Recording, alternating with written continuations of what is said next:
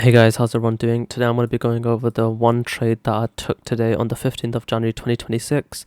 Today's trade was a loss and I just want to go over why it was a loss. I've journaled this, I'm going to try avoiding this, but yeah, I'm still learning every single day. Cool. The reason I think this trade was a loss is because, as you can see, in Asia session and in London session, we pumped so much. And I think usually when we have a pump during Asia and London session, New York doesn't make that much of a move. So maybe when I see a pump like this or a huge move in Asia and London, I should just leave the trade out. This is something that I'm journaling and I'll keep you guys updated on. But as you can see, New York session was really horrible. So if I go, where is it? I have a sessions indicator. As you can see, Tokyo session pumped, London session pumped, New York consolidated hard. I just got caught in the choppiness. So let's go through all the trades that you could have taken today and why I took this specific trade. So if I just start off with the 4-hourly candle, as you can see, based off this 4-hour close, I was very bullish. The reason I was bullish is because we swept out all of these lows.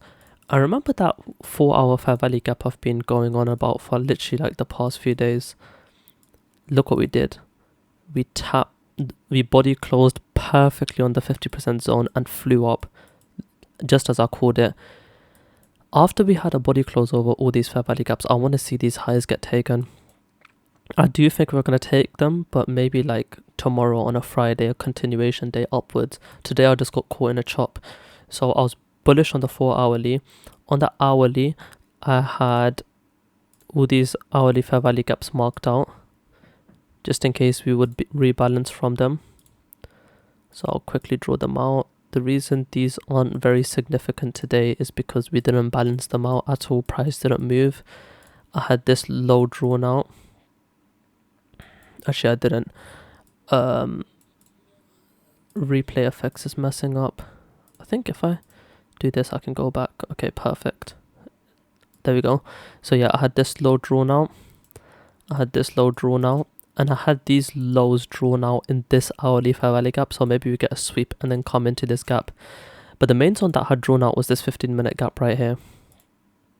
So if you see this 15-minute gap, this is what I wanted to see to target higher prices.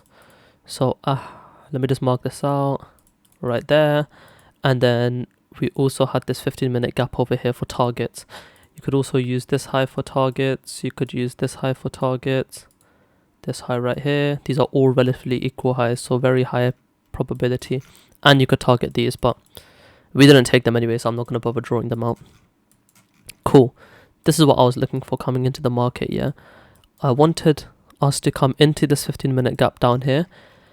And then I also wanted us to sweep these lows. So I wanted to see a sweep, inverse, and then I'm in. Alright, let's see. Starting off, as you can see, we come into here, but we're not leaving any fair value gaps behind. So I'm not even looking into this. So we had this sweep. There we go. It looks like we're rejecting. I like this fair value gap over here. I want to see this get inversed.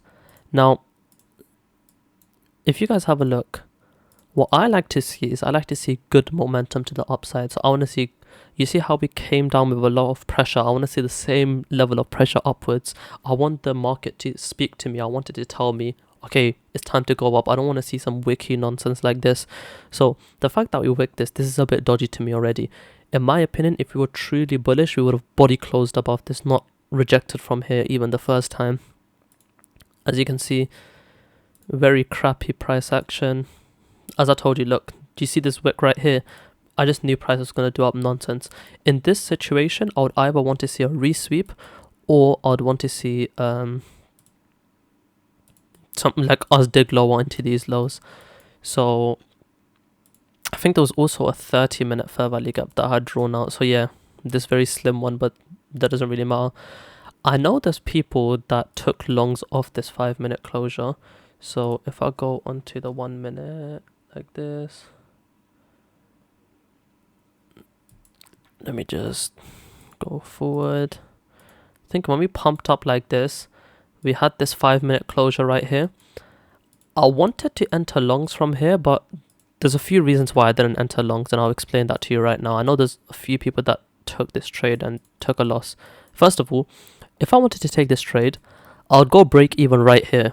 So I would have set my stop loss to break even the same second we tapped the high, and boom, I would have been break even straight away within like literally 1 second. Look, sweep down. So I'm gonna be honest, I wasn't quick enough to enter that. Second of all, although the 5 minute looks like we inversed with displacement, with good momentum, like down up, just the 1 minute was putting me off too much. This is the 1 minute fair value gap that I wanted to see get swept, but the retracement was so horrible. Look, we tried once, we tried twice, and then we got it the third time.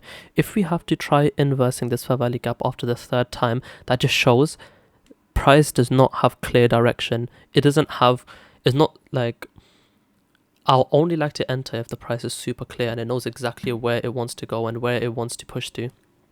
So I ignored that. Then what I did is, if I just keep playing price, now this is what I did enter off, and this was my stop loss trade.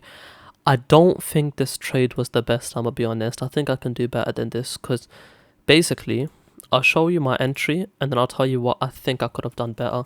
I'm gonna be completely honest, I think this was a horrible trade. Okay, I think the displacement in this trade is really good. Like, this is what I was talking about. Look, we don't reject off this fair value gap and then go lower. Like, we're just straight plowing through it, and that's what I want to see.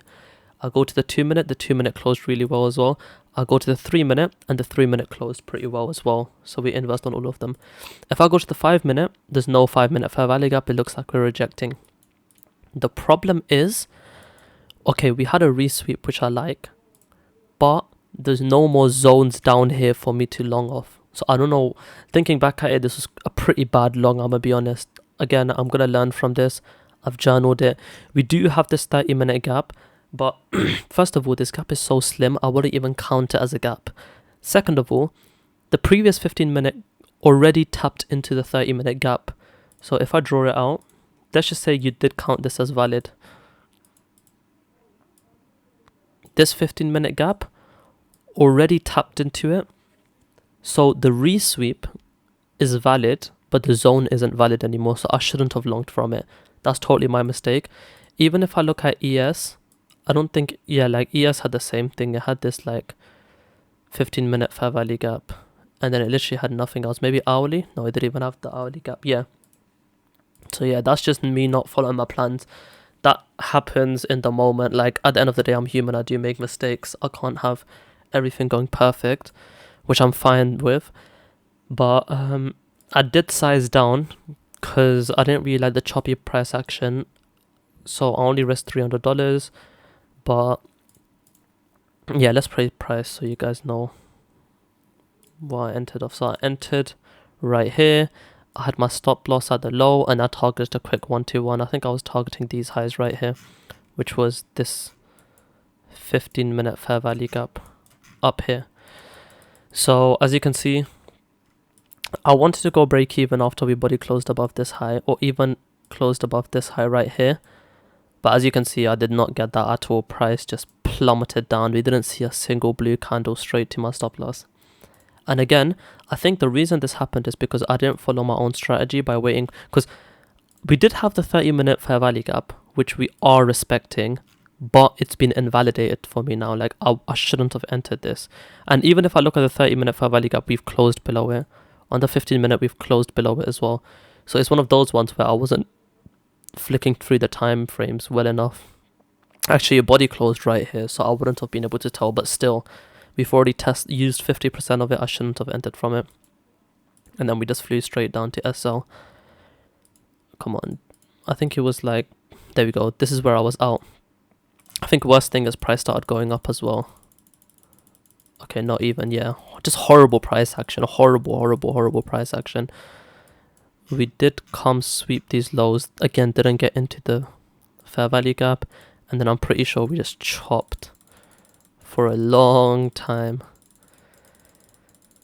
So yeah, just a bad day to be trading. This is something that I've journaled. I think I need to stay out of days where Tokyo and London sessions have made most of the move, because I don't think there's much volume left, especially because today there was no news as well. There was news at 8:30 unemployment claims, but as you can see, if I go to 8:30 New York, it was literally this crappy candle. So yeah, I wouldn't say this is a good trade. I don't think you guys should have taken this, but I mostly wanted to go over the trade before and why I didn't take that one.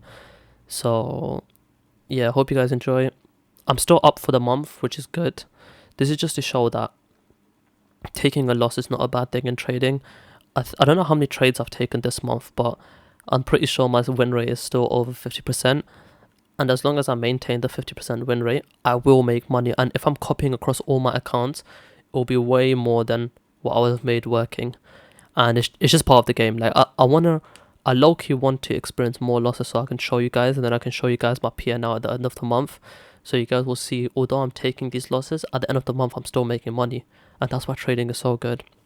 I think this weekend, obviously, since I won't have any recaps to record, I'm going to be releasing a video on how it actually works, and how trading works, how risk management works, and how win rate and risk to reward ratios are extremely important. So even if you are taking losses at the end, you can still make money. So keep an eye on that. But I'll catch you guys hopefully tomorrow. Take care.